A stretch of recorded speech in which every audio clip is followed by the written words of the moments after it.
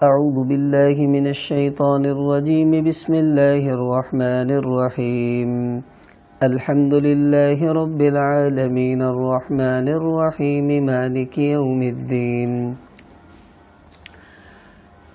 ہمارا تفسیر کا سلسلہ جو شروع ہو رہا ہے، اس کا مقصد یہ ہے کہ تراویح میں جو قرآن ہم سنتے ہیں کم سے کم ہمیں اس کا علم ہو کہ ہمارا اللہ ہم سے کیا کہہ رہا ہے اور ہمارا رب ہم سے کیا چاہتا ہے۔ تو سلسلہ تو بہت طویل ہے، تفسیر کا معاملہ بہت لمبا ہے، لیکن ہم نے یہ سلسلہ اس لیے شروع کیا کہ خلاصۃ القرآن ہو، یعنی بہت لمبے مضامین کو سکیڑ کر اہم باتوں کی طرف اشارہ کرتے ہوئے چلتے جائیں گے تاکہ بات سمجھ بھی آتی رہے اور زیادہ تفصیل بھی نہ ہو۔ تو ابتدا سورہ فاتحہ سے ہے، تو میں نے شروع میں اعوذ باللہ اور بسم اللہ پڑھی ہے۔ اللہ تعالیٰ نے قرآن میں خود فرمایا فَإِذَا قَرَأْتَ الْقُرْآنَ فَاسْتَعِذْ بِاللَّهِ مِنَ الشَّيْطَانِ الرَّجِيمِ کہ جب قرآن پڑھو تو پہلے اعوذ باللہ پڑھ لینی چاہیے، شیطان سے پناہ مانگنے کا حکم دیا گیا۔ پھر بسم اللہ پڑھی ہے تو نبی اکرم صلی اللہ علیہ وسلم کی عادت شریفہ کہ ہر کام سے پہلے، آپ اچھے کام سے پہلے خاص طور پر بسم اللہ کا اہتمام کرتے تھے، اور اللہ نے بھی قرآن میں فرمایا اقرأ بسم ربک الذی خلق، تو اس وجہ سے اعوذ باللہ اور بسم اللہ کا اہتمام قرآن کے شروع میں کیا جاتا ہے۔ تو یہ قرآن شروع ہو رہا ہے سورہ فاتحہ سے۔ تو سورہ فاتحہ یہ مکی صورت ہے، تو آگے سورہ بقرہ جو ہے وہ مدنی صورت ہے۔ اب یہ سمجھ لیں مکی اور مدنی صورتیں کن کو کہتے ہیں، تاکہ آگے جتنی بھی صورتیں آئیں گی ہمیں اس میں اندازہ ہو جائے گا۔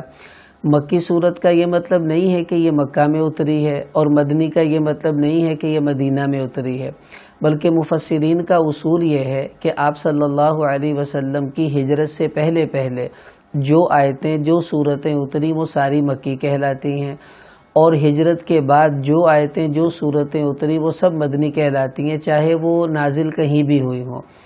دوسری بات یہ بھی سمجھ لیں کہ یہ مکی اور مدنی جو کہا جاتا ہے یہ اکثر کے اعتبار سے، یعنی یہ مطلب نہیں ہے کہ پوری ہی صورت مکی اور پوری ہی صورت مدنی۔ بہت سی ایسی صورتیں ہیں جو مدنی ہیں اور ان میں کچھ آیات مکی بھی ہیں، بہت سی ایسی صورتیں ہیں جو مکی ہیں ان میں کچھ آیات مدنی بھی ہیں۔ مطلب یہ کہ جس صورت کی اکثر آیتیں ہجرت سے پہلے نازل ہوں وہ مکی کہلاتی ہے، اور جس کی اکثر آیات ہجرت کے بعد نازل ہوں وہ مدنی کہلاتی ہے۔ تو یہ سورہ فاتحہ مکی صورت ہے، اس وجہ سے اس کو مکی ہی شروع میں لکھا گیا ہے۔ اس کی 7 آیتیں ہیں، 25 کلمات ہیں اس کے اندر، اور 130 حروف اللہ تعالیٰ نے اس کے اندر جو ہے وہ استعمال فرمائے ہیں۔ اب یہ فاتحہ اس کا جو نام ہے، سورہ فاتحہ کے علامہ سیوطی رحمۃ اللہ علیہ نے اتقان میں 25 نام گنوائے ہیں۔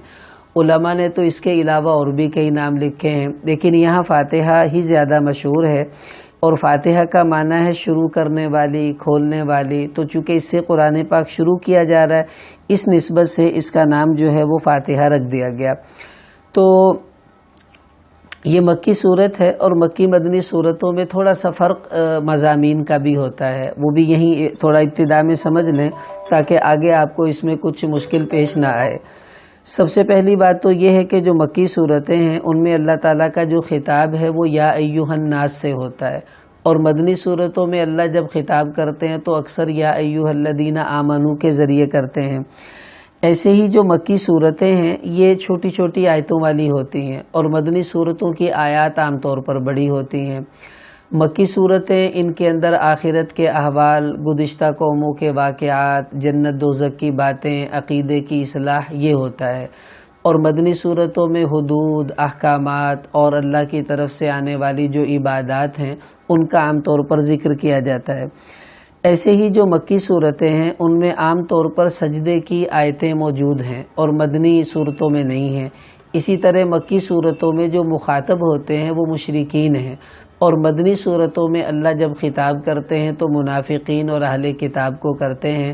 تو یہ موٹا موٹا خلاصہ ہے مکی اور مدنی صورتوں کے مضامین کو سمجھنے کا۔ بہرحال یہ سورہ فاتحہ ہے، اس کی فضیلت تو بہت زیادہ ہے۔ آپ صلی اللہ علیہ وسلم، مسلم شریف میں حدیث آتی ہے، بیٹھے ہوئے تھے تو ایک دم دھماکہ سا ہوا، تو فرشتے نے کہا یا رسول اللہ، آج اللہ نے ایک ایسا دروازہ کھولا ہے جو اس سے پہلے کبھی نہیں کھولا، اور آج ایک ایسا فرشتہ زمین پر آ رہا ہے جو اس سے پہلے کبھی نہیں آیا۔ تو اس نے آ کر حضور علیہ السلام سے کہا میں آپ کو 2 نوروں کی خوشخبری دیتا ہوں، ایک تو یہی سورہ فاتحہ اور دوسرا سورہ بقرہ کی آخری آیات۔ اب اس کا ابتدا الحمدللہ رب العالمین سے ہے، حمد اللہ کی تعریف کا کلمہ ہے، تو پتہ یہ چلا کہ اپنے مالک کی تعریف ہی سے انسان کی زندگی کی ابتدا ہونی چاہیے۔ آگے رب العالمین ہے، رب اصل میں کہتے ہیں اس ذات کو جو تھوڑا تھوڑا تدریجاً پرورش کرتا ہوا کسی چیز کو کمال تک لے جائے، اسی لیے عربی زبان میں ماں باپ کو بھی رب کہتے ہیں کہ وہ بھی بچے کو پالتے ہیں۔ تو یہاں اللہ نے ابتدا میں اپنی صفت رب بتا کر ہمیں اشارہ کیا کہ یہ وہ صفت ہے جو دل میں اتارنی چاہیے۔ دیکھیں نا، ہم نماز پڑھتے ہیں سبحان ربی العظیم، سبحان ربی الاعلی، ربنا لک الحمد، ایسی الحمدللہ رب العالمین ہر نماز میں۔ تو یہ ربوبیت دل میں اتارنا اللہ تعالیٰ کا مقصد تھا، اس لیے شروع میں اس کو لائے۔ عالمین تمام جہانوں کا رب ہے۔ اب یہ تمام جہان کون سے ہیں؟ ابو سعید خدری رضی اللہ عنہ تو فرماتے ہیں کہ 40,000 جہان ہیں اور اللہ ان تمام جہانوں کے رب ہیں، اور امام مقاتل فرماتے ہیں کہ 80,000 جہان ہیں، 40 خشکی کے ہیں، 40 تری کے ہیں، تو ان تمام جہانوں کا اللہ مالک ہے، اور مشرق اور مغرب کے درمیان یہ ایک جہان ہے۔ اب دیکھ لیں اللہ کتنے جہانوں کے رب اور ان کو پالنے والے ہیں۔ آگے اللہ تعالیٰ نے فرمایا الرحمن الرحیم کہ وہ بڑا ہی مہربان نہایت رحم کرنے والا ہے۔ اب یہاں 3 نام آ گئے، اللہ، رحمان اور رحیم۔ اللہ چونکہ اللہ کا ذاتی نام ہے، اس کے ساتھ کوئی اور نہیں جڑ سکتا، اس لیے اس کو پہلے لے آئے۔ رحمان اللہ کی وہ صفت ہے کہ جو مضاف ہو کر استعمال ہو سکتی ہے، جیسے عبد الرحمن، لیکن اکیلا کوئی رحمان نہیں ہو سکتا۔ اور رحیم یہ وہ صفت ہے جو دوسروں کے ساتھ بھی آ سکتی ہے، تو اس لیے اللہ تعالیٰ نے ان کو اسی اعتبار سے ترتیب سے بیان فرمایا۔ اگلی صفت فرمایا مالک یوم الدین، کہ وہ قیامت کے دن کا اللہ مالک ہے۔ اب دیکھیں یہاں یہ بڑا عجیب نقطہ ہے کہ مالک کہا ہے، حالانکہ قیامت کے دن تو فیصلے ہوں گے، کہنا چاہیے تھا قیامت کے دن کا وہ جج ہوگا، وہ قاضی ہوگا، لیکن مالک لا کر اللہ نے اپنی رحمت، اپنی محبت کی طرف اشارہ کیا۔ وہ اشارہ کیا ہے؟ دیکھیں کسی کی دکان سے کوئی ملازم چوری کر لے اور پکڑا جائے، تو جج چوری ثابت ہونے کے بعد اس کو معاف کرے تو مالک چیلنج کرتا ہے کہ تم کون ہوتے ہو معاف کرنے والے، مجرم تو میرا ہے۔ لیکن اگر مالک خود معاف کر دے تو اس کو کوئی پوچھنے والا نہیں۔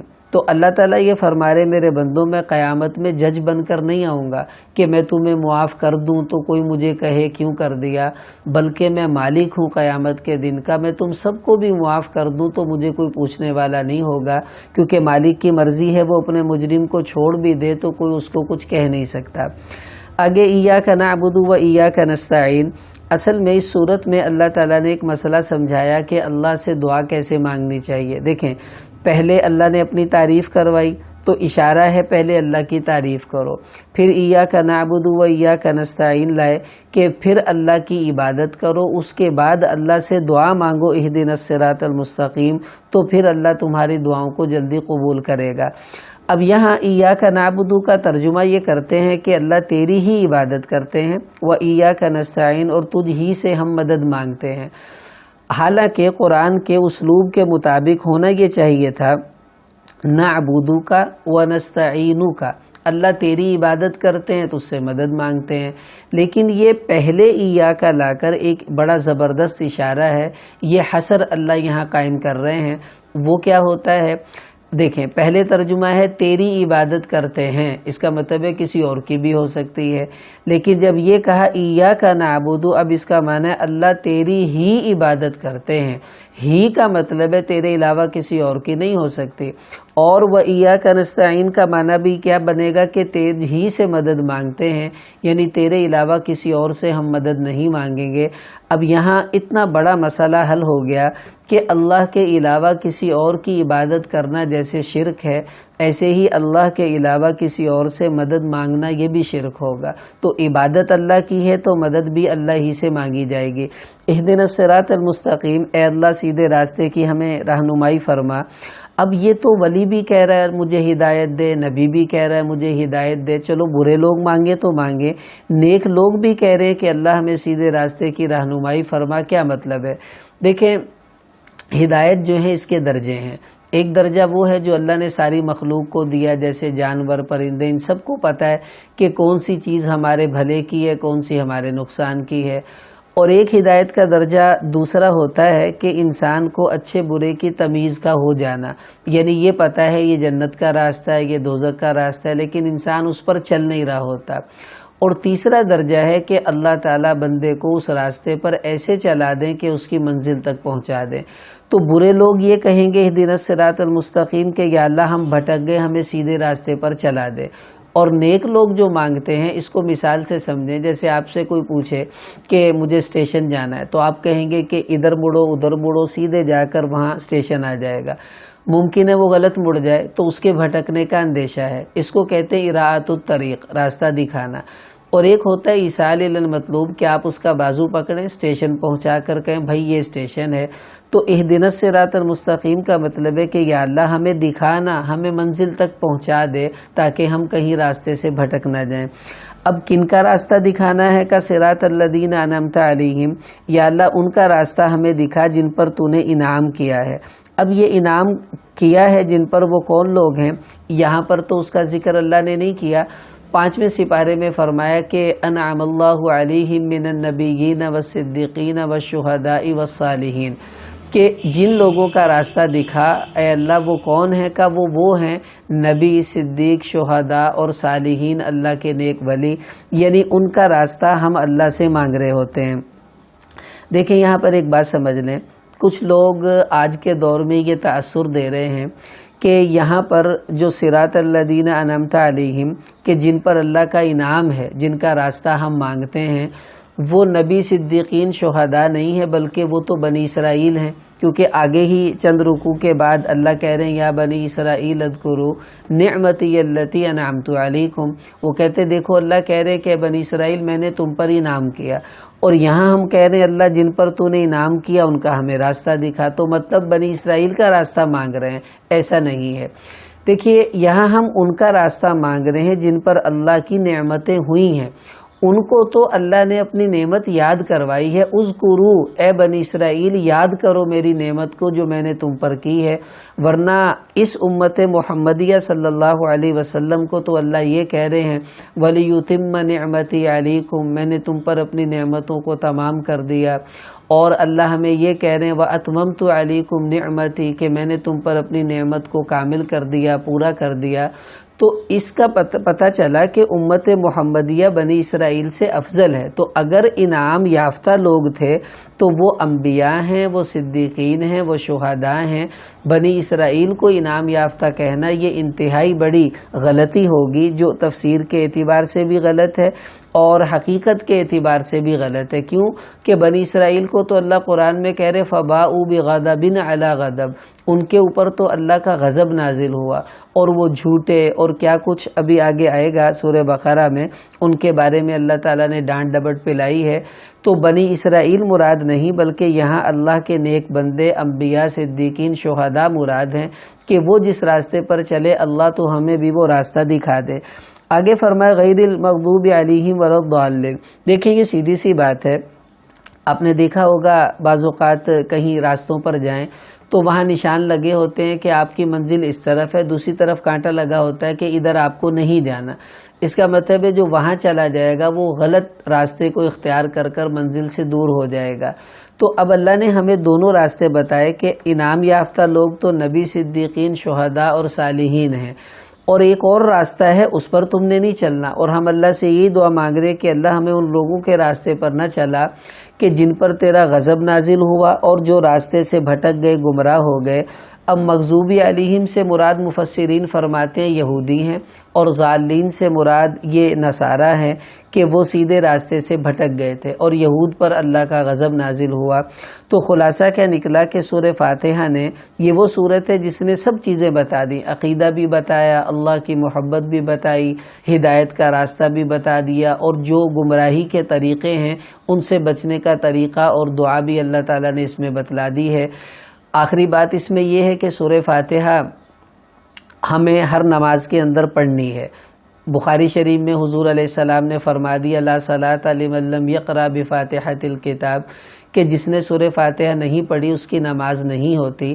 تو یہ بھی سمجھ لیں کہ اس حدیث کا تعلق ان لوگوں سے ہے جو اپنی نماز پڑھیں. مثلا آپ اپنی سنتیں نوافل پڑھ رہے ہیں، عورتیں اپنی نماز پڑھتی ہیں، یا آپ ابھی کبھی جماعت سے رہ جائیں اور اپنی فرض نماز پڑھیں، تو جو آپ انفرادی نماز پڑھیں گے یہ حدیث اسی کے لیے ہے کہ سورہ فاتحہ اس کو پڑھنی ہوگی. اسی طرح امام چونکہ سب کی طرف سے قرات کر رہا ہوتا ہے تو امام کو بھی سورہ فاتحہ لازمی پڑھنی ہے، لیکن مقتدی سورہ فاتحہ پڑھے گا یا نہیں پڑھے گا؟